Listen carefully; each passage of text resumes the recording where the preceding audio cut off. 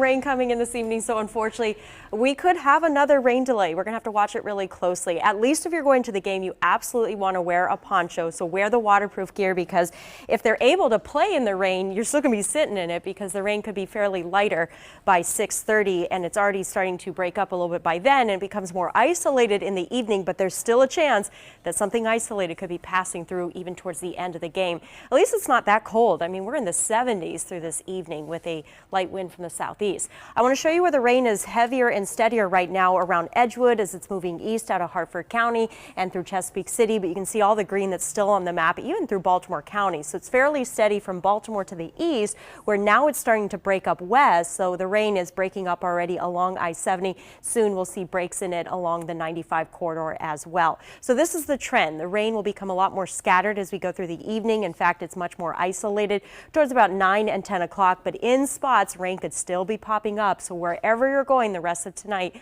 you'll at least want an umbrella or a rain jacket with you. In fact, the rain could pick up again through about 3 and 4 tomorrow morning and get even heavier during the commute tomorrow. So kids heading off to school absolutely want their umbrellas and their rain jackets as well. So we're dealing with rain on Thursday morning. Even if it takes breaks at times throughout Thursday, that could mean a few more thunderstorms may form then in the afternoon and evening as a cold front is about to move through. That front should be sinking south of us by Thursday night. So Friday could trend to be a drier day. We'll be glad to get at least one dry day, because now the trend is to bring this front back up to the north throughout the weekend. So the rain could return as early as Saturday evening and continue into Sunday. So that's the latest change we've made to the forecast. Another part of this puzzle is going to be the tropics. So there are two different areas that the National Hurricane Center is monitoring for a high risk of developing. So those both could end up getting names with them.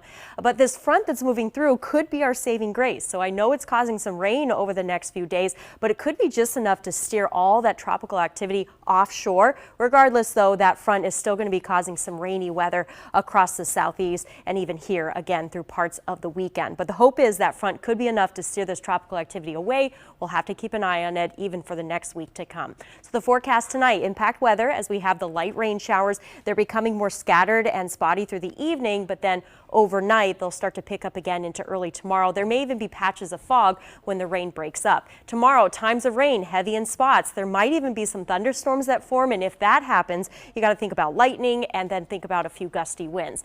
By Friday, that could be the one very dry day with a high of 80 degrees, a nicer one to be out, because by Saturday evening, rain showers could return, and now it looks like Sunday rain is starting to develop. Even by early next week, some could linger in the area, but then it may dry out by the middle of the week.